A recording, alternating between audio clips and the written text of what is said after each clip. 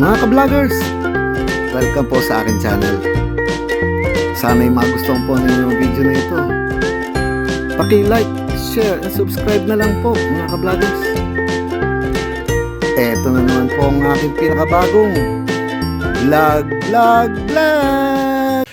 Hello mga ka-vloggers! Welcome po sa akin channel, ang Ferdy's Vlog.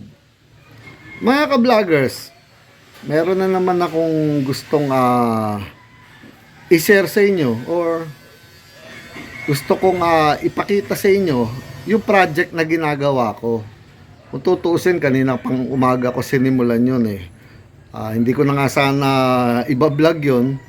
Kaya lang, naisip ko, maganda na rin na maipakita sa inyo para sa mga ka-vlogger dyan na gusto magkaroon ng idea kung paano ko to gagawin at para saan to. Diba?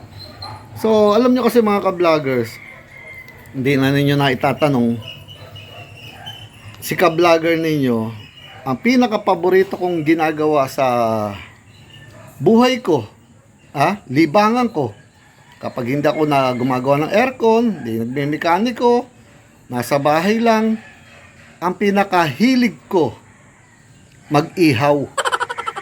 Opo. Nung araw pa, talagang hilig ko na, parang passion ko talaga yung gusto ko.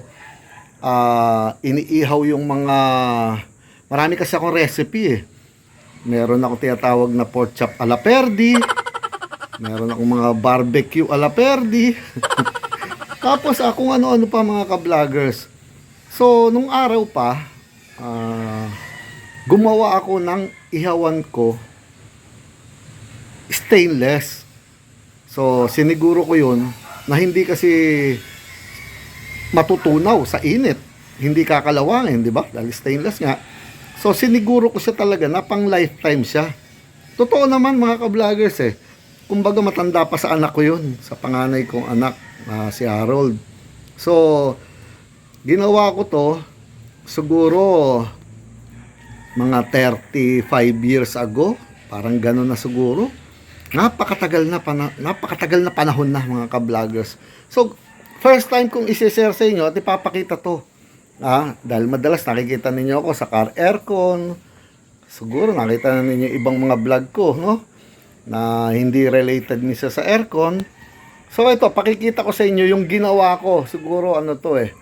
Baka mga 1990 or 1990. Basta mga ganun. Nung ginawa ko siya mga ka-vloggers, napakarami na namin pinagsaluhan na kasiyahan dito. Napakarami na niyang niluto. Ang mga putahe, puro mga grilled.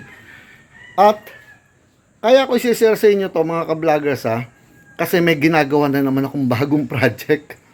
Pero ito, papakita ko lang muna sa inyo yung mga nauna kong mga naging project 35 years ago Ito siya mga ka-vloggers. Kung makikita to ng mga kapatid ko o makikita nila to halos panahon na nagsimula pa lang kami na magkaroon ng mga pamilya nung ginawa ko to. Etong stainless na to, napakatagal na mga ka-vloggers. Ayan kung titingnan ninyo adjustable to. Ayan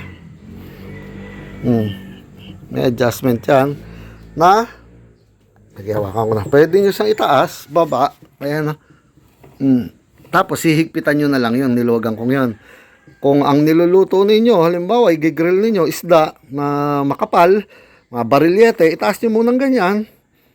Habang naluluto, pwede nyo sa ibaba na ibaba. Ganun. Ayan may mga breather din dito yan para pumapasok yung hangin at nahanginan yung mga uling dito. Ayan. Napakatagal na yan, yung grill na yan. Tumanda na yung mga anak ko Nung ginawa ko yan wala pa sila sa mundo. So ito mga ka-vloggers, meron pa rin ako isang papakita sa inyo. Gawa ko rin to. Pero medyo siguro bago pa mag-pandemic to mga year hindi ako nagkakamali, mga 2010 ganun Ito naman nauso kasi yung mga uling-uling noon na ngayon uso na naman. Nabulok na nga sa mga ka-vloggers nakita nyo. Ito ang sumasalo sa uling. Ang trabaho naman nito, lutuan to. Ayan Galing to sa mga kamukha nung binlog ko nung nakaraan, yung mga 2 burner. Ayun, naluluma na nga yung mga bato, yung mga semento. Galing to sa tangke ng Prion. Ayun, na minsan gagawa ko ng ganito uli. Ibablog ko sa inyo paano ko sinimulan, ha. So, nilagyan ko lang siya ng paikot na ganito. Marami pa akong mga ganyan eh. Tapos nilagyan ko ng fan dito. 12 volts. Tapos may tubo doon sa ilalim. Ayun, sa gitna nun, para yung mga abo, kasi nandito yung uling, mga ka-vloggers, ha. Nasira na nga lang to kasi hindi to stainless eh. Nabulok na pala siya. Yung abo, mahuhulog doon, sinusundot-sundot habang gumagana yan. Tapos, babagsak siya dito. Ayan, sa tubong yan. Tapos dito. Ayan, ay, nahulog na. Ayun, ayun. Kita ninyo? So, ang ginawa ko naman na to, pag andar ng fan na to, kaya nga may saraduhan dito, hindi siya bababa doon, yung hangin. Tutulak pataas yun para malakas yung apoy dito. Tapos meron ng mga button to, ganito, on and off. Pag andar nito, papasok doon yung hangin, hindi naman siya makakalabas dito dahil may saraduhan dito. Stainless to, no? Yung mga abo nahuhulog din dyan, tapos akit doon yung hangin para bugahan niya yung mga uling. Malakas yun, Paglabas dito, nakakapagluto ka napakabilis. Tapos papatayin mo lang ulit yung switch. So, hihina siya uli. Maya-maya, kung kulang ulit ng power yung uling o naglagay kayong bagong karga ng uling, on nyo ulit yung switch, andar na naman tong fan, malakas na naman yung hangin dito. So, bakit ko sinare yun, mga ka-vloggers? Kasi, nakikita, ewan ko kung napanood na ninyo yung vlog ko noon na birthday ko, nag-grill naman kami doon, yung aking lutoan na parang yung mga lechon manok, di ba mga ka-vloggers? Nakita na siguro ninyo yun. Tapos liban pa yung mga vlog ko na ihawang ko doon sa camping namin, yung meron pang roast na maliit nga lang yun. Tapos yung ina-assemble na parang stainless. Ewan ko kung napanood ninyo yung mga vlog ko. So, pupunta tayo dito mga ka-vlogger. Samahan nyo ako. Pupunta tayo dito sa ginagawa ko. Gusto ko bago ko magawa yon, ma-share ko sa inyo. Nakalimutan ko na nga kasi dapat hindi ko i-vlog yun. Pero naisip ko rin, mas maganda na rin na ma-share ko sa inyo. Baka merong may idea dyan. Magkaroon ng idea na gayahin at makikinabangan ninyo. Ito yung aking maraming kahoy mga ka-vloggers sa isa na puro kahoy yan na gagamitin ko sa aking pagbablog. Ayan sa camping vlogs yan puro kahoy yan. Mga retasyong kahoy. Ito naging tambakan muna siya ng kahoy. Ayan yung pinaka mga umiikot, kinakabitan yan nung tusok do sa lechon manok. Tapos nandito yung kanyang pinakamotor. Pinakpang ko, ayan ayan yung motor niya.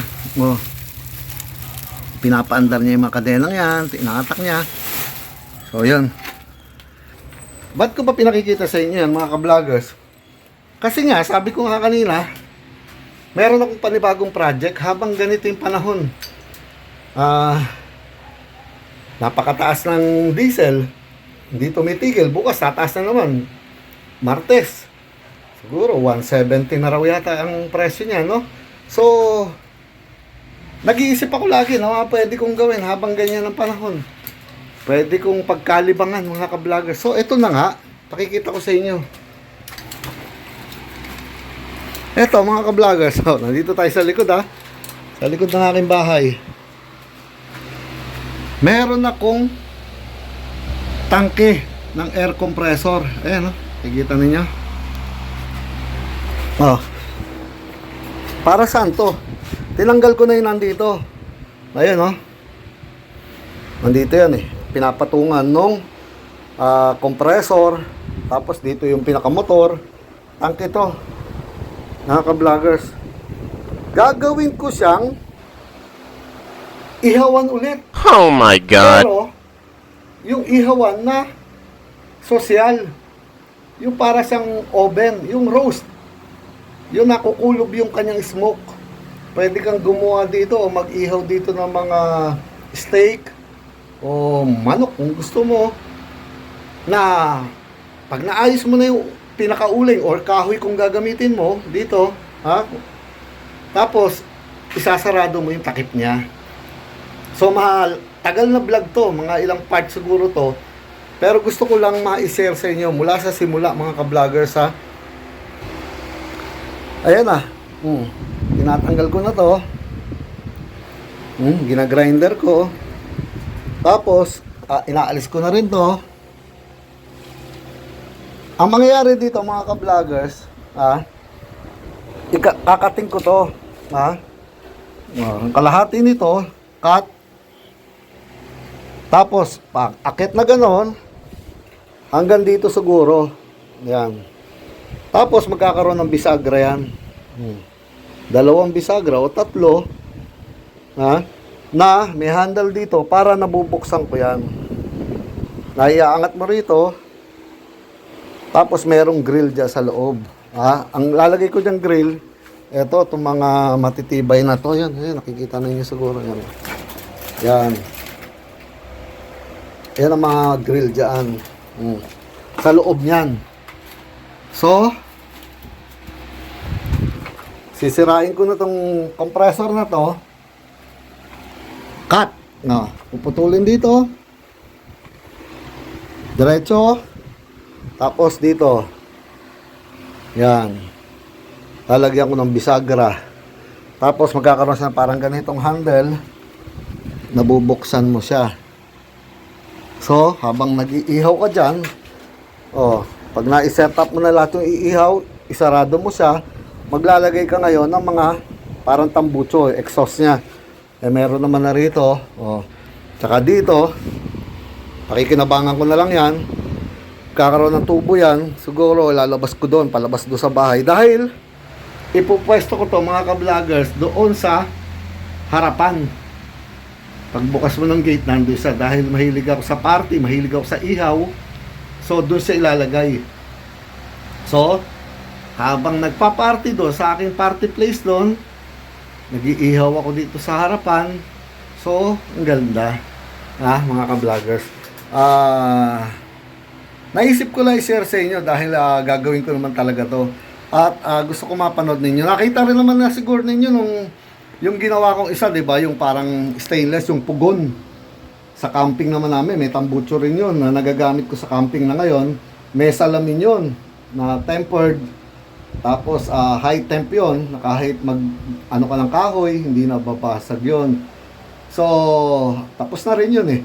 So, ito naman ngayon ang naisip ko, kakaiba. Pero, pag natapos to, sosyal. Hindi ganito kababa to, mga ka-vloggers, itataas ko pa yan.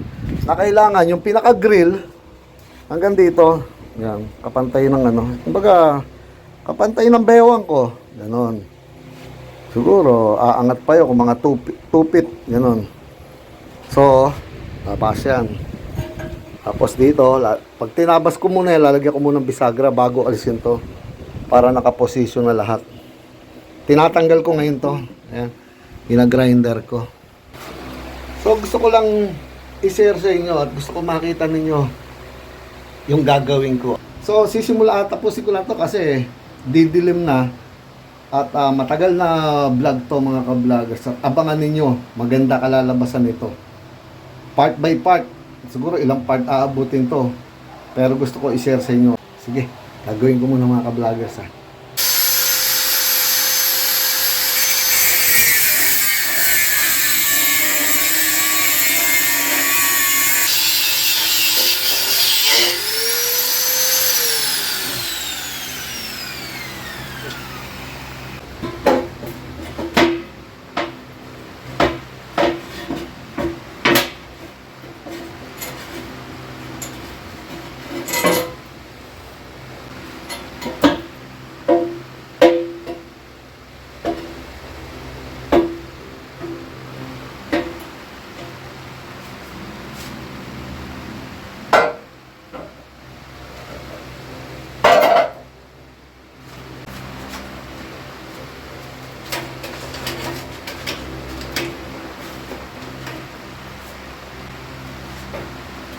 Oh, napanood ninyo mga ka-vloggers ha. Natanggal ko na lahat.